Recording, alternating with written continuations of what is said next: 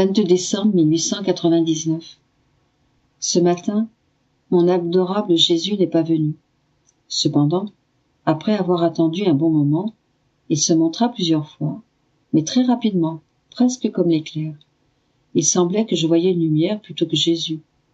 De cette lumière, la première fois qu'il est venu, j'ai entendu une voix qui m'a dit « Je t'attire de 3 manières pour que tu m'aimes. Par mes bienfaits, par mon attraction et par la persuasion. » Qui pourrait dire combien de choses j'ai alors comprises?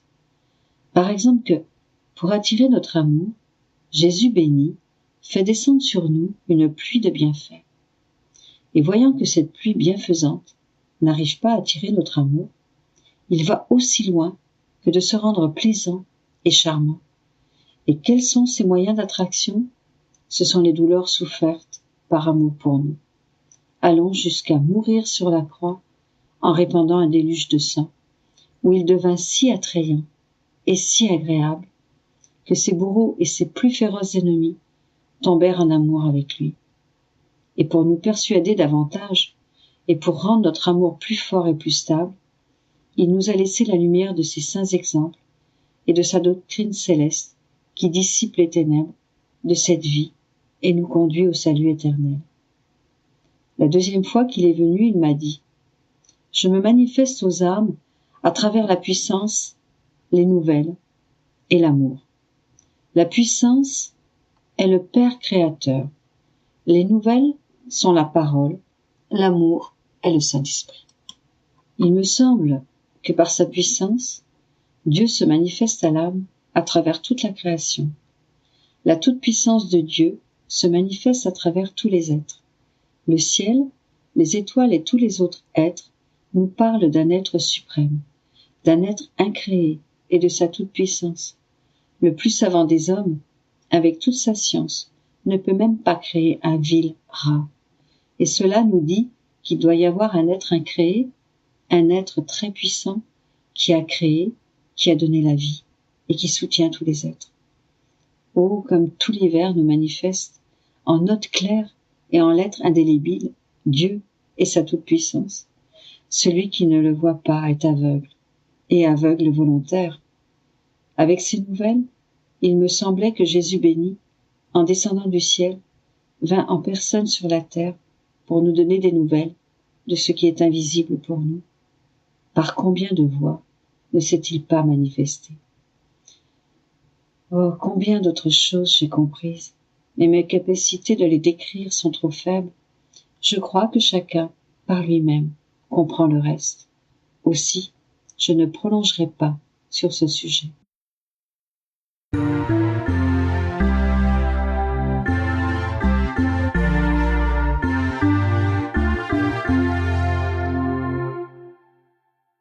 Le 22 décembre 1903. La croix incarne Dieu dans l'âme et l'âme en Dieu.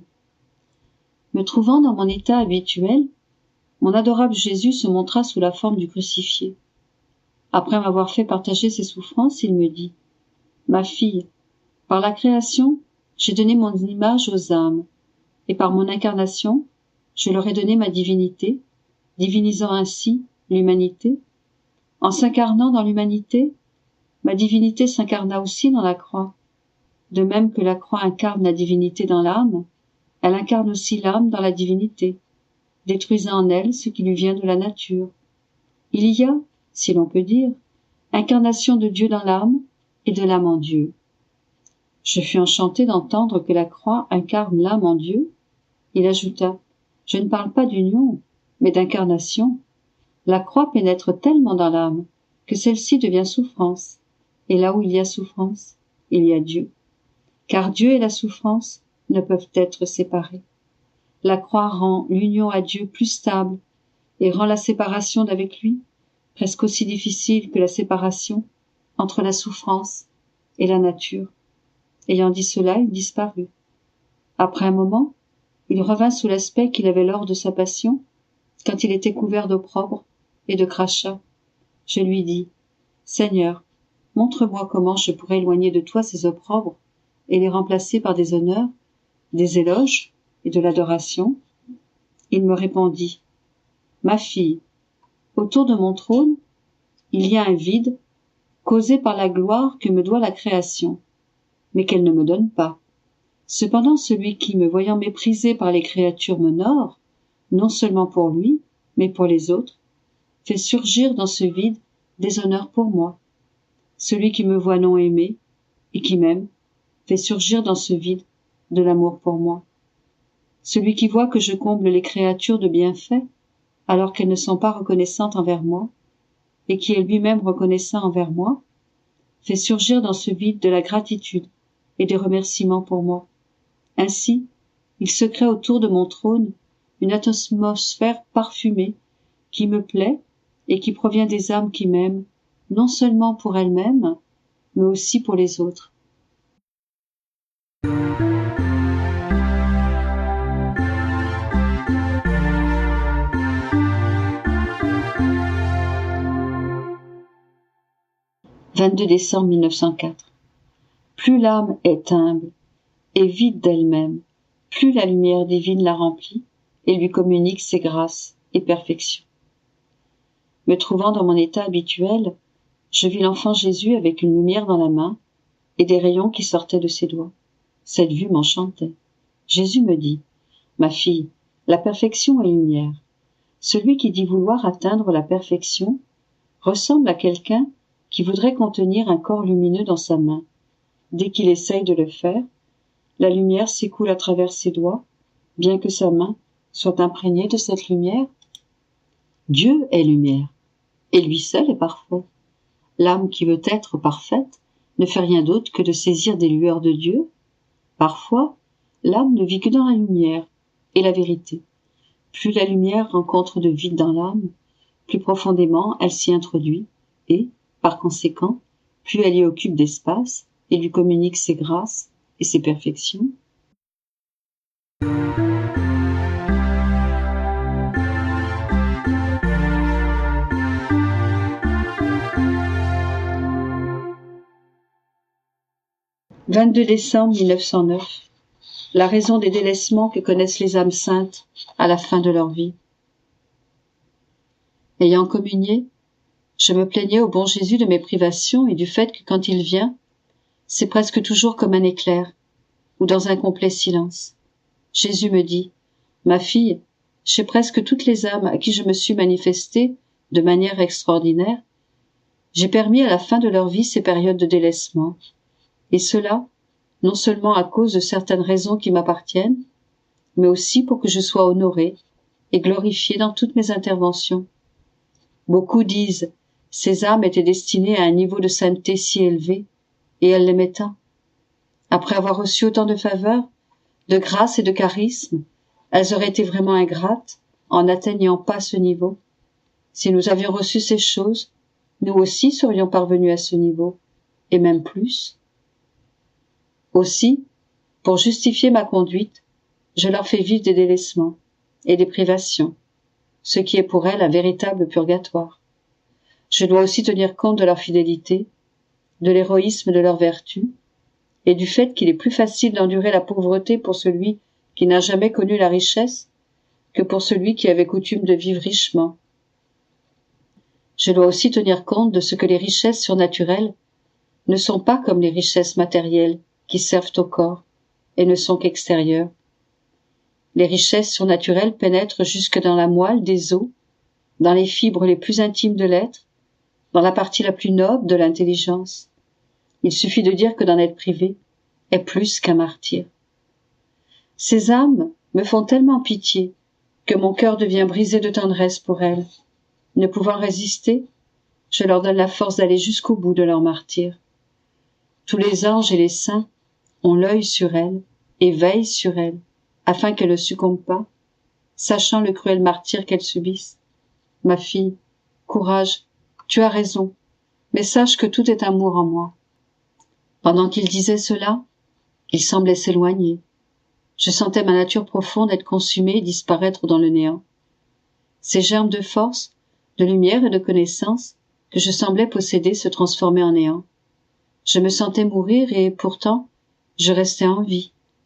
Jésus revint et, me prenant dans ses bras, sembla soutenir mon néant.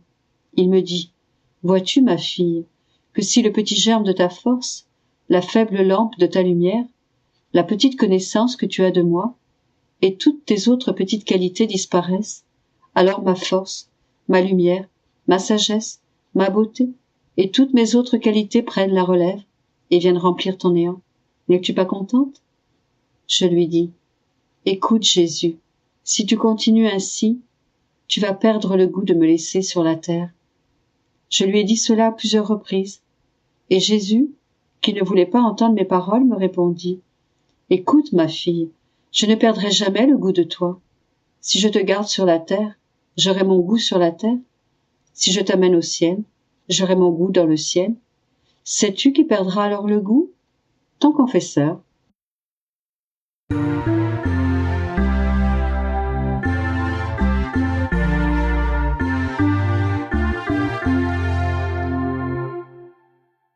« 22 décembre 1910.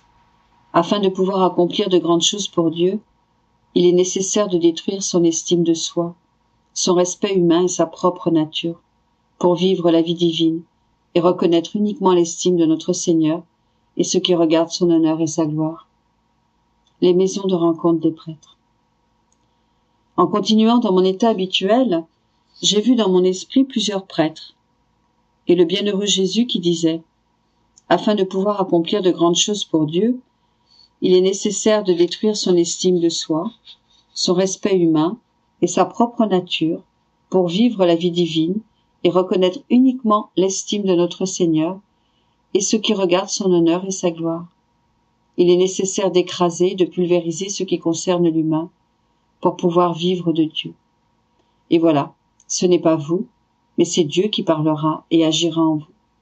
Les âmes et les œuvres qui vous sont confiées produiront de splendides effets, et vous récolterez le fruit désiré par vous et par moi, tel que l'œuvre de la rencontre des prêtres dont je t'ai fait mention auparavant. Un de ces prêtres serait capable de faire la promotion et d'effectuer ce travail, mais un peu d'estime de soi, de vaine peur et de respect humain le rend incapable. Quand la grâce trouve l'âme entourée de ses bassesses, elle s'envole et ne s'arrête pas. Le prêtre demeure un homme qui fait un travail d'homme, et ses œuvres produisent des effets d'homme, et non les effets que produisent les œuvres d'un prêtre qui est animé par l'Esprit de Jésus-Christ. «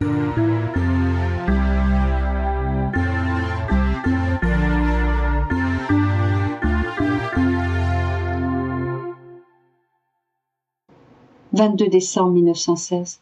Tout ce que l'âme fait dans la divine volonté, Jésus le fait avec elle. » Après avoir reçu la communion, je m'identifiais totalement à Jésus et me déversais totalement en sa volonté. Je lui dis, je suis incapable de faire ou de dire quoi que ce soit, et, ainsi, j'ai un très grand besoin de faire ce que tu fis et de répéter tes paroles. Dans ta volonté, je trouve les actes que tu fis en te recevant toi-même à l'Eucharistie. Je les fais miens et je les répète pour toi. Il me dit, ma fille, l'âme qui vit dans ma volonté, quoi qu'elle fasse, elle le fait dans ma volonté, ce qui me force à faire la même chose qu'elle. Ainsi, si l'âme reçoit la communion dans ma volonté, je répète ce que je fis en me communiant moi-même, et je renouvelle les fruits attachés à cet acte.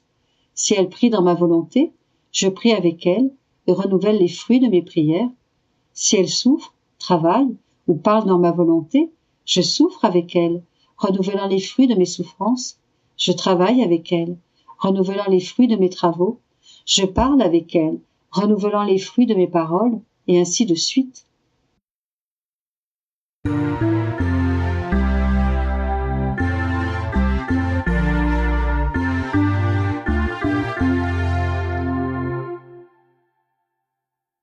22 décembre 1920. La puissance créatrice se trouve dans la divine volonté. Les morts qui donnent vie. Je pensais à la très sainte volonté de Dieu et je me disais, quel enchantement, quel pouvoir, quelle force magique possède la divine volonté. Pendant que je réfléchissais ainsi, mon aimable Jésus me dit, ma fille, les simples mots divine volonté désignent la puissance créatrice. Par conséquent, ils désignent le pouvoir de créer, de transformer et de faire couler de nouveaux torrents de lumière, d'amour et de sainteté dans les âmes.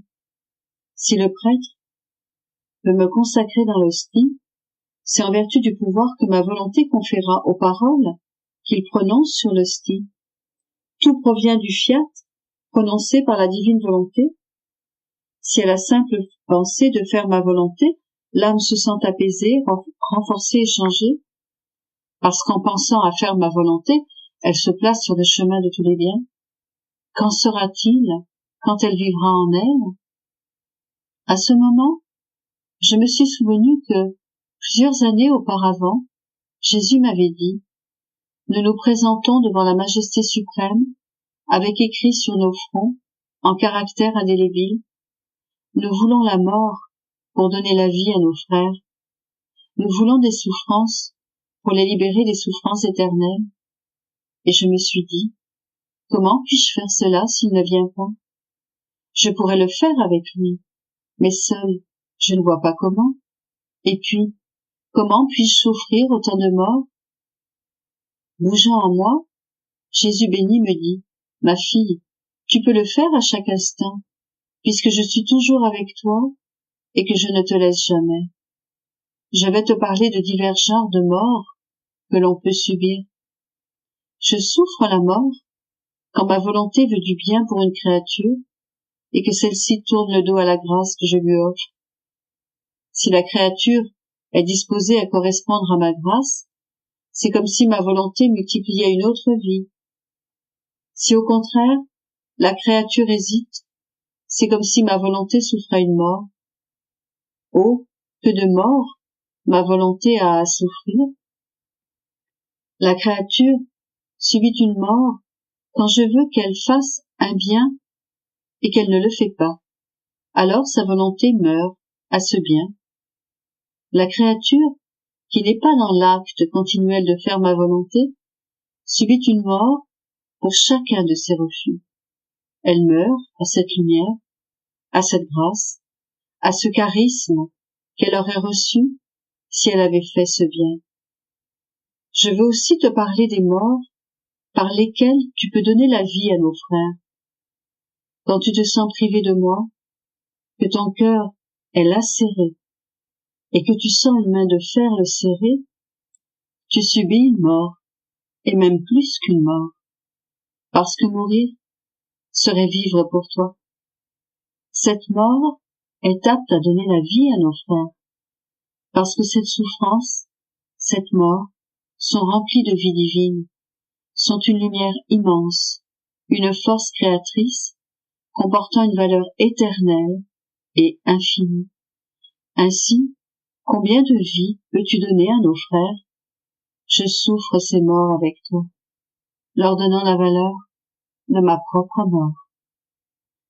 Vois combien de morts tu subis, chaque fois que tu me veux et que tu ne me trouves pas. C'est une véritable mort que tu subis. C'est un martyr. Ce qui est mort pour toi est vie pour les autres.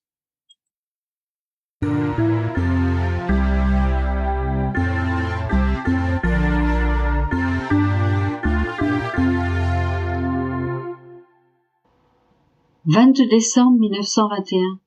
Le motif pour lequel l'homme agit traduit ce qu'il est. Comparaison entre la divine volonté et les vertus. Je continuais dans mon état habituel, et mon toujours aimable Jésus se révéla à l'intérieur d'une lumière brillante. Se dispersant, comme une pluie de lumière, ces gouttes de lumière tombaient sur les âmes. Beaucoup d'âmes ne recevaient pas le courant de lumière, restant comme fermées. Ce courant circulait où il trouvait des âmes disposées à le recevoir. Alors, mon doux Jésus me dit: ma fille, le courant de ma grâce entre dans les âmes qui agissent par pur amour. Leur désir de m'aimer les garde disposées à recevoir le courant de toutes mes grâces. Je suis aimée et elles sont aimées. Elles sont continuellement branchées sur moi et moi sur elles. Au contraire, les âmes qui agissent pour des motifs humains me sont fermées. Elles n'acceptent et ne reçoivent de courant que de ce qui est humain. Celles qui agissent dans une intention de péché reçoivent un courant de culpabilité. Celles qui agissent dans un but diabolique reçoivent le courant de l'enfer. L'intention, motivant les actes de l'homme, le transforme en beauté ou en laideur, en lumière ou en noirceur, en sainteté ou en péché. Les motifs des actions de l'homme se répercutent sur lui-même. Mon courant n'entre pas en tous. Puisqu'il est rejeté par ceux qui me sont fermés, il se dispense avec encore plus de force et d'abondance sur les âmes ouvertes. Après avoir dit cela, il disparut. Il revint plus tard et ajouta: « Pourrais-tu m'expliquer pourquoi le soleil illumine la terre entière? Comme il est beaucoup plus gros que la terre, il a la capacité d'englober la terre tout entière par sa lumière. S'il était plus petit, il n'en illuminerait qu'une partie, puisque les choses plus petites sont dominées par les plus grandes. Ma volonté est la plus grande de toutes les vertus. Conséquemment, toutes les autres sont perdues devant elle. En effet, devant la sainteté de ma volonté, les autres vertus tremblent par révérence. Si en l'absence de ma volonté, les vertus croient avoir réalisé quelque chose de grand, alors, après avoir établi un contact avec la sainteté et le pouvoir de ma volonté, elles voient qu'elles n'ont rien accompli. Pour leur donner le statut de vertu, je dois les plonger dans l'immense mer de ma volonté, qui non seulement excelle sur toutes choses, mais prête aux choses ces nuances variées de beauté et crée les différentes couleurs, les vernis célestes et leur lumière éclatante. Si elles ne sont pas couvertes par ma volonté, les vertus, quoique bonnes, n'ont pas cette forme de beauté qui ravit, enchante et charme le ciel et la terre. Ensuite, mon Jésus me transporta hors de mon corps et me montra, sous la mer, des canaux qui, conduisant l'eau sous la terre, inondaient les fondations des villes. Les édifices s'effondraient et les canaux de ces eaux les faisaient disparaître. Ces eaux profondes s'ouvraient et engouffraient les édifices sous la terre. Jésus, tout affligé, me dit: « L'homme ne veut pas s'amender. Ma justice est forcée de le frapper. Les villes sont nombreuses qui seront abattues par l'eau, le feu et les tremblements de terre. » Je répondis: « Mon amour, que dis-tu? Tu ne le feras pas. » Je voulais le supplier, mais il disparut. «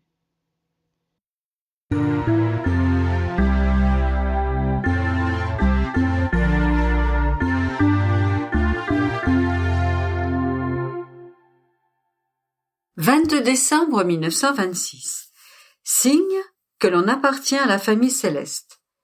La façon habituelle pour Dieu d'accomplir ses œuvres une par une, avec une créature.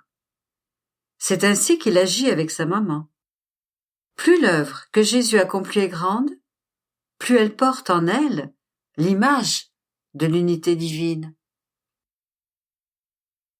Je pensais au suprême fiat et je priais mon doux Jésus de me donner la grâce si grande de me faire accomplir entièrement et complètement sa très sainte volonté et de la faire connaître au monde entier afin qu'il puisse être réintégré dans la gloire que les créatures lui refusent.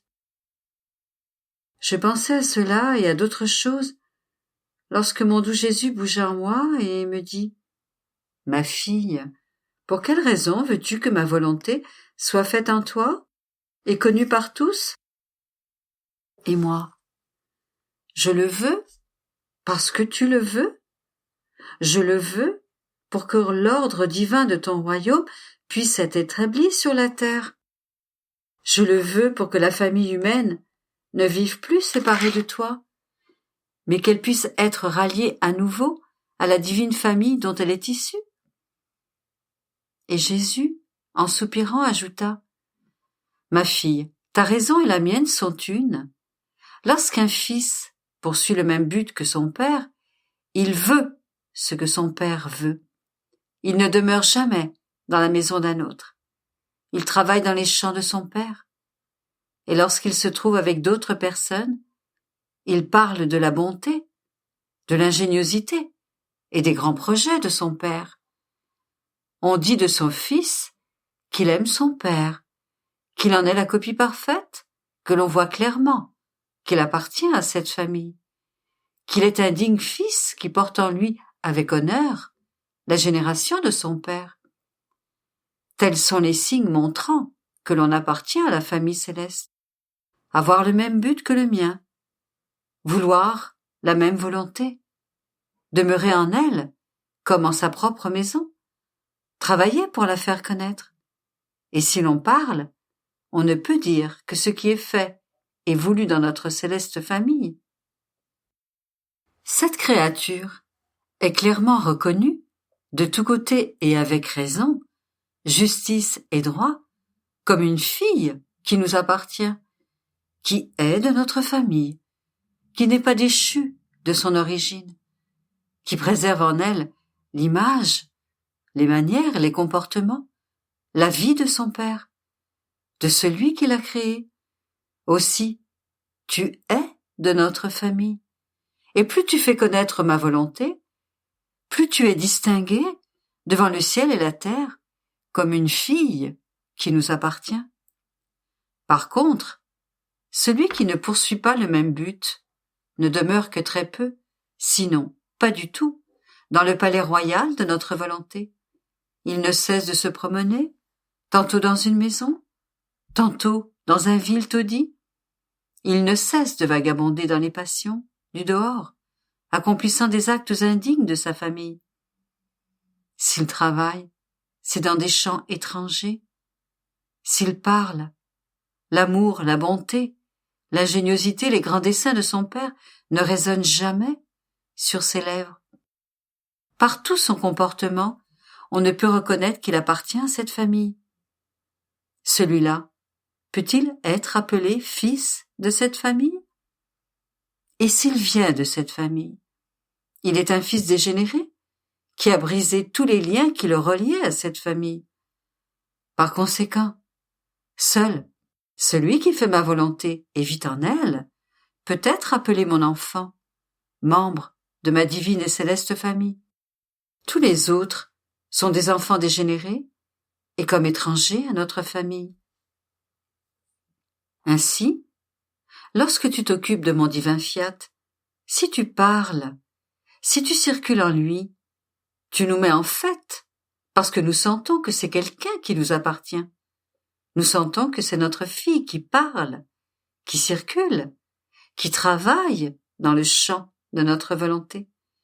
Et pour ses propres enfants, les portes sont ouvertes. Aucun appartement ne leur est fermé, parce que ce qui appartient au Père appartient aux enfants, et que dans les enfants est placée l'espérance de la longue génération du Père. De la même manière, c'est en toi que j'ai placé l'espérance de la longue génération des enfants de mon éternel fiat. Mon esprit continuait à penser à la suprême volonté et je me disais, mais comment se peut-il qu'à moi seul, un petit être si insignifiant et bon à rien, qui n'a ni dignité, ni autorité, ni supériorité, avec quoi je pourrais peut-être m'imposer, je puisse me diffuser et parler pour faire connaître ce soleil de la divine volonté et former les enfants de sa génération. Je pensais cela lorsque mon doux Jésus interrompit mes pensées et sortit de mon intérieur pour me dire « Ma fille, c'est ma manière habituelle de réaliser mes plus grandes œuvres. Premièrement, et une par une, avec une seule créature. En fait, ma maman était seule, et c'est uniquement avec elle que j'accomplis toute l'œuvre du grand prodige de mon incarnation. Personne n'est entré dans nos secrets, et personne n'a pénétré dans le sanctuaire de nos appartements pour voir ce qui se passait entre moi et la céleste souveraine. Elle n'occupait pas non plus un poste d'autorité ou de dignité dans le monde. En fait, lorsque je fais un choix, je ne cherche jamais les dignités ou les supériorités, mais plutôt le petit individu en qui je peux regarder en face ma volonté. Ce qui est la plus grande dignité et la plus haute autorité, même si elle n'avait ni position ni dignité, ni supériorité dans ce bas monde. Le ciel et la terre reposaient sur la hauteur de la petite fille de Nazareth, car elle possédait ma volonté. Le destin de l'humanité était dans ses mains, et celui de ma gloire, que je devais recevoir de toute la création. Il n'était pas suffisant que le mystère de l'incarnation soit formé dans cette créature choisie, dans l'unique, pour que les autres soient capables d'en recevoir le bien. Une était mon humanité, et d'elle est venue la génération des rédimés. Par conséquent, il est suffisant de former tout le bien que l'on veut dans une créature, pour en faire sortir la génération de ce bien. Tout comme un seul grain de semence suffit pour multiplier par milliers et par milliers la génération de cette semence. Ainsi, toute la puissance nécessaire pour une vertu créatrice, c'est de former la première semence. Une fois formée, elle agit comme la levure pour en former la génération. De la même manière, une seule âme me suffit, qui me donnerait la liberté absolue de former en elle le bien que je veux, d'y former le soleil du fiat suprême, pour que ce soleil répande ses rayons sur la surface de la terre et forme la génération des enfants de ma volonté. Tu dois savoir que toutes nos plus grandes œuvres portent en elles l'image de la divine unité, et plus elles sont destinées à faire du bien, plus elles contiennent de bien dans cette suprême unité. Tu peux aussi voir dans la création des exemples de divine unité, des œuvres qui, tout en étant uniques, font tant de bien que la multiplicité de nos autres œuvres, toutes mises ensemble, n'en font pas autant. Regarde sous la voûte des cieux. Un est le soleil. Mais combien de bien ne contient-il pas? Combien n'en fait-il pas sur la terre? On peut dire que la vie sur la terre dépend du soleil. Alors que le soleil éteint, il embrasse avec sa lumière le monde entier. Il porte tout dans son giron de lumière et donne un acte distinct à chaque chose. Selon la variété des choses qu'il investit, il communique fécondité, développement, couleur, douceur, beauté.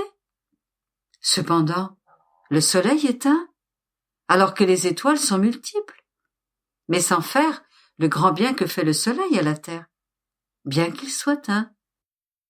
La puissance d'un seul acte, animé par la puissance créatrice, est incompréhensible, et il n'est pas de bien qui ne puisse en sortir. Elle peut changer la face de la terre, d'un désert aride à un printemps fleuri. Le ciel est un, et il s'étend partout. L'eau est une, et bien qu'elle paraisse divisée en bien des points différents de la terre, formant des mers, des lacs et des rivières, en descendant du ciel, elle apparaît sous une seule forme, et il n'y a pas un point de la terre où l'eau ne se trouve. Ainsi, les choses créées par nous et qui portent en elles l'image de la divine unité sont celles qui font le plus de bien, elles sont les plus nécessaires, et la terre ne pourrait pas avoir la vie sans elles. Par conséquent, ma fille, ne pense pas que tu sois seule. C'est l'unité d'une grande œuvre que je dois accomplir en toi. Ou que tu n'as pas de dignité extérieure et d'autorité, cela ne signifie rien. Ma volonté est plus que tout.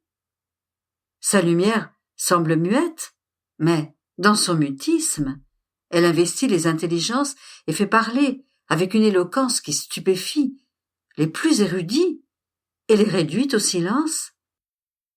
La lumière ne parle pas, mais elle permet de voir. Elle fait connaître les choses les plus cachées. La lumière ne parle pas, mais avec sa douce et tendre chaleur, elle adoucit les choses les plus dures, les cœurs les plus obstinés. La lumière ne contient pas de semence ni de matière, tout en elle est pur. On ne peut voir qu'une vague de lumière argentée, resplendissante, mais elle peut pénétrer jusqu'à générer, développer et féconder les choses les plus stériles.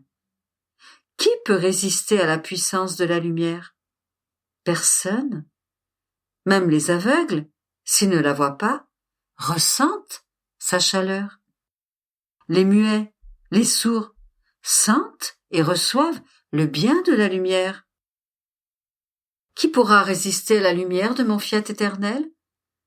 Toutes ces connaissances seront plus que les rayons de lumière de mon vouloir, qui viendront battre la surface de la terre et pénétrant dans les cœurs, apporteront le bien que la lumière de ma volonté contient et peut faire. Cependant, ces rayons doivent avoir leur sphère d'où commencer. Ils doivent être centrés en un point unique, d'où surgir afin de former l'aube, le jour, l'après-midi et le coucher dans les cœurs, pour se lever à nouveau. La sphère, le point unique, c'est toi. Les rayons centrés dans ce point sont mes connaissances, qui donneront la fécondité à la génération des enfants du royaume de ma volonté. C'est pourquoi je te répète toujours, sois attentive, pour qu'aucune de mes connaissances ne soit perdue. Cela ferait perdre un rayon de ta sphère, et tu ne peux imaginer quel bien il contient, car chacun d'eux contient une spécialité de bien qu'il doit faire aux enfants de ma volonté. Tu me priverais de la gloire de ce bien pour mes enfants, et tu te priverais aussi de la gloire de répandre un rayon de plus de ta sphère. «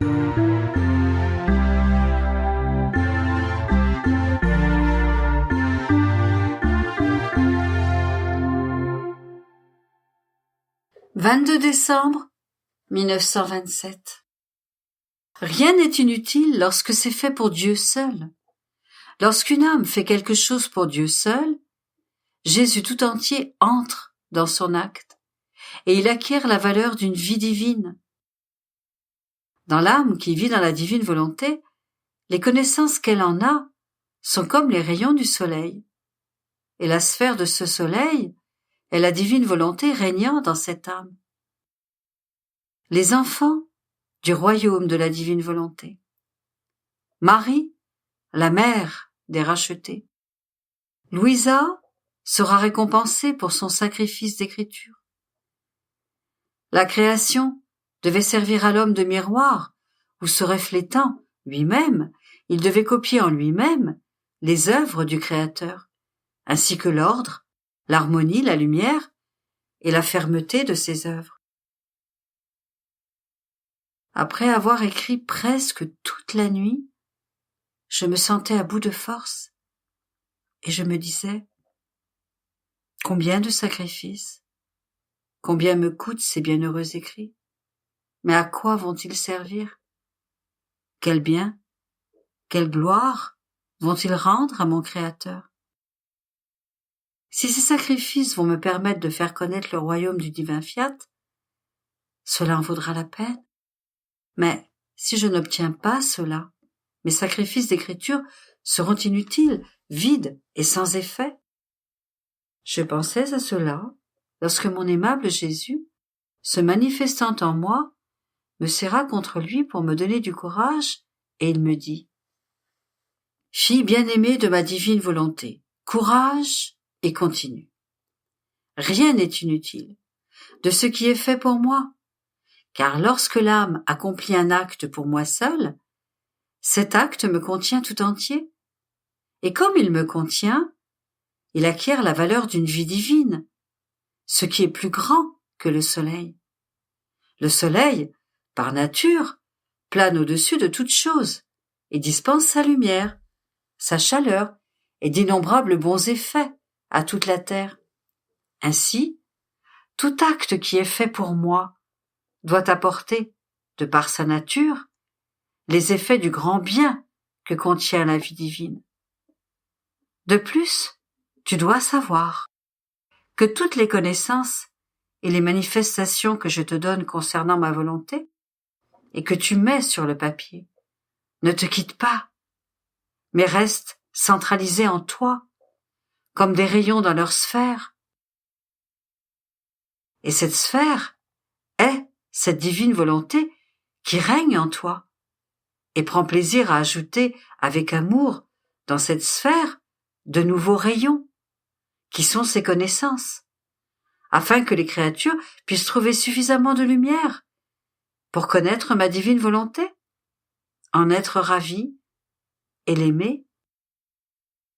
Cette sphère contiendra tous les rayons qui formeront le royaume de ma divine volonté. Tous les rayons partant d'une seule sphère auront pour unique dessein de former mon royaume, mais chaque rayon aura une mission distincte. Un rayon contiendra la sainteté de mon divin fiat et apportera la sainteté. Un autre, apportant le bonheur et la joie, il revêtira de bonheur et de joie tous ceux qui voudront vivre en lui. Celui-ci renfermera la paix et fortifiera chacun dans la paix. Celui-là, la force. Un autre encore, la lumière et la chaleur. Et les enfants de mon royaume seront forts. Ils auront la lumière pour faire le bien et éviter le mal. Un cœur ardent pour aimer ce qu'ils possèdent. Et ainsi de suite pour tous les rayons qui sortiront de cette sphère. Tous les enfants de mon royaume seront revêtus de ces rayons et tourbillonneront tout autour. Chacun de ces rayons nourrira leur âme et ils y trouveront la vie de mon fiat.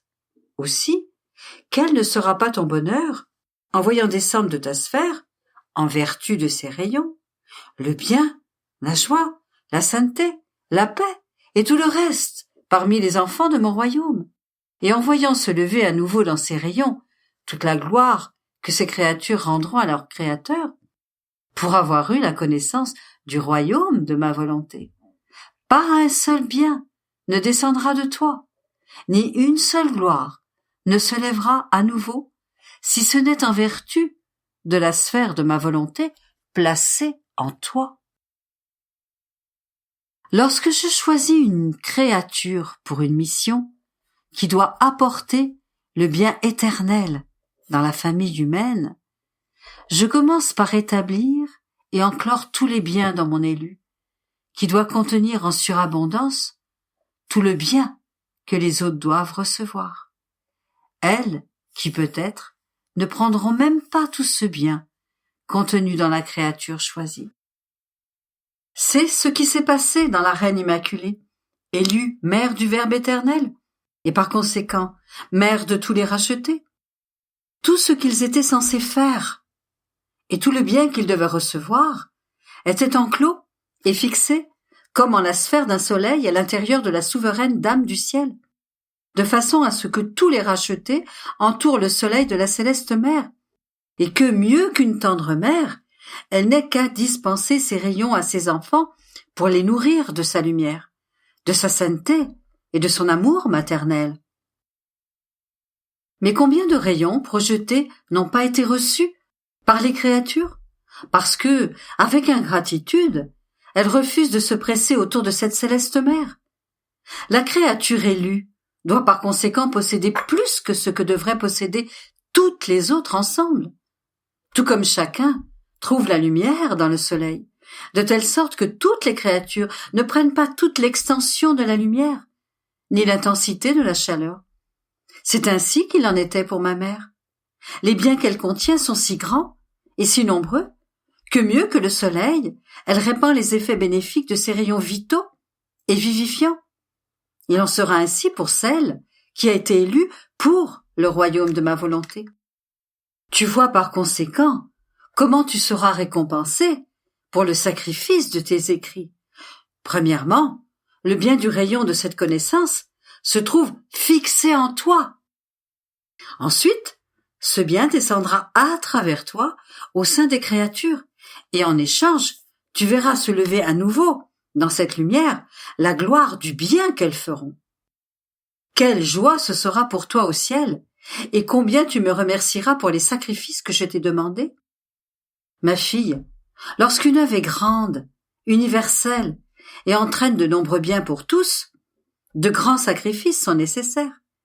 Et la première élue doit être prête à donner et a sacrifié sa vie autant de fois qu'elle contient de bien, a donné sa propre vie avec ses biens, pour le bien des autres créatures. N'est-ce pas ce que j'ai fait dans la rédemption? Ne veux-tu pas m'imiter? Après quoi, je continuai ma ronde dans la création, pour y suivre les actes de la divine volonté, et mon bien-aimé Jésus ajouta: Ma fille, avant de créer l'homme, je voulais créer la création dont il devait se servir, comme d'un miroir, pour reproduire en lui-même les œuvres du Créateur.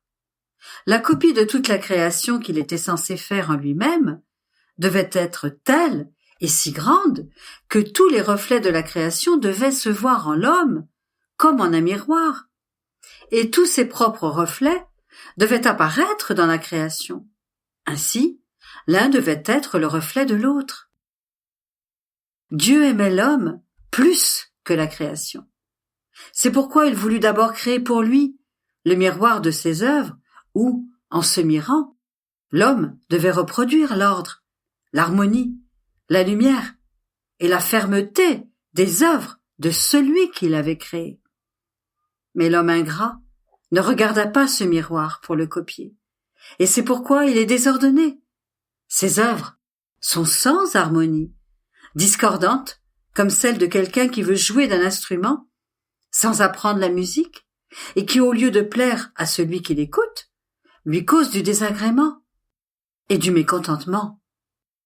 Le bien qu'il fait est sans lumière et sans chaleur, et par conséquent sans vie, et donc inconstant, comme le souffle du vent. C'est pourquoi, à celui qui doit vivre dans ma volonté, je demande de se mirer dans la création, afin qu'en la parcourant, il trouve l'escalier qui lui permettra de monter dans l'ordre de ma volonté. «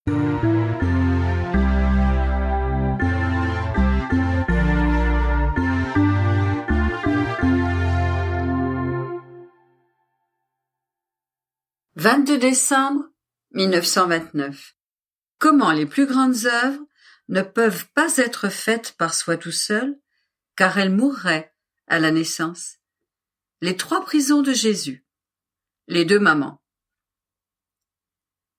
Mon abandon dans le divin fiat continue, et mon tendre Jésus, se faisant voir en tout petit enfant, dans mon cœur ou dans le sein de la céleste maman, mais si petit et d'une beauté ravissante, tout amour, le visage inondé de larmes. Et il pleure parce qu'il veut être aimé, me dit en soupirant. Ah, pourquoi ne suis-je pas aimé? Je veux renouveler dans les âmes tout l'amour que j'avais en m'incarnant, mais je ne trouve personne à qui le donner. J'ai trouvé en m'incarnant ma maman souveraine qui m'a donné le champ où est penché mon amour, et recevoir dans son cœur maternel tout l'amour que rejetaient les créatures. Ah, elle était le dépositaire de mon amour repoussé, la douce compagne de mes souffrances, et l'ardent amour qui séchait mes pleurs. Les plus grandes œuvres ne peuvent être accomplies par soi tout seul, mais il faut être au moins 2 ou 3 en dépositaire et nourricier de l'œuvre elle-même. Sans être nourries, les œuvres ne peuvent avoir la vie. Le danger existe qu'elles meurent dès leur naissance. Cela est si vrai que dans la création, les 3 personnes divines étaient présentes. Puis, nous avons fait l'homme dépositaire de notre œuvre. Non encore satisfait, car les œuvres seules n'apportent pas le bonheur. Nous lui avons donné la compagnie de la femme. Dans l'incarnation, les 3 personnes divines participaient, et en ma compagnie, ou plutôt elles étaient inséparables de moi, en plus de la céleste reine. Elle-même était la dépositaire divine de tous les biens de l'incarnation.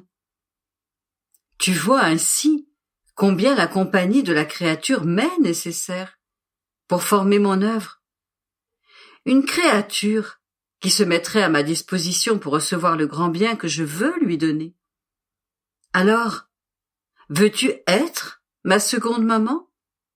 Veux-tu recevoir le grand bien du renouvellement de mon incarnation, comme legs du royaume de mon divin fiat? De cette manière, j'aurai 2 mamans.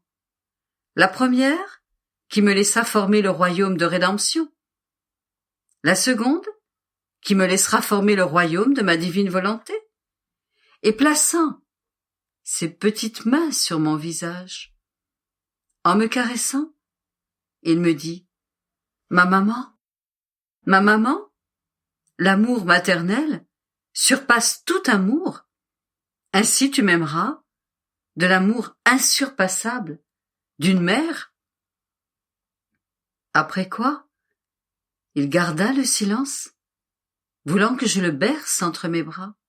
Puis, il ajouta, ma fille, tu dois maintenant connaître l'excès de mon amour. Où il m'a conduit? En descendant du ciel sur la terre, il m'a conduit dans une prison obscure et très étroite, qui était le sein de ma maman. Mais mon amour n'était pas satisfait. Il a formé pour moi, dans cette prison elle-même, un autre cachot, qui était mon humanité, laquelle emprisonnait ma divinité. La première prison a duré 9 mois. La seconde prison de mon humanité a duré pour moi jusqu'à 33 ans. Mais mon amour ne s'est pas arrêté là. Vers la fin de la prison de mon humanité, il a formé pour moi la prison de l'Eucharistie, la plus petite des prisons. Une petite hostie dans laquelle il m'a emprisonné. Humanité et divinité. Et j'aurais été satisfait d'être là, comme mort, sans laisser entendre un souffle, un mouvement ou un battement de cœur, et non pas pour quelques années, mais jusqu'à la consommation des siècles. Ainsi, je suis passé de prison en prison. Elles sont inséparables de moi. C'est pourquoi on peut m'appeler le divin détenu, le prisonnier céleste. Dans les 2 premières prisons, dans l'intensité de mon amour, j'ai amené à l'accomplissement le royaume de rédemption. Dans la 3e prison de l'Eucharistie, j'amène à l'accomplissement le royaume de mon divin fiat. Et c'est pourquoi je t'ai appelé à la prison de ton lit, pour qu'ensemble, prisonniers tous les 2, dans notre solitude, unis ensemble, nous puissions mener à son accomplissement le royaume de ma volonté. Si une maman m'était nécessaire pour la rédemption, j'avais aussi besoin d'une maman pour le royaume de mon fiat, et mon amour exigeant voulait une mère emprisonnée, afin de la maintenir à ma disposition. Par conséquent, je serai ton prisonnier, non seulement dans la petite hostie, mais aussi dans ton cœur. Et tu seras ma chère prisonnière, tout attentive à m'écouter et à rompre la solitude d'un si long emprisonnement. Et bien que nous soyons des prisonniers, nous serons heureux, parce que nous amènerons à maturité le royaume de la divine volonté, pour le donner aux créatures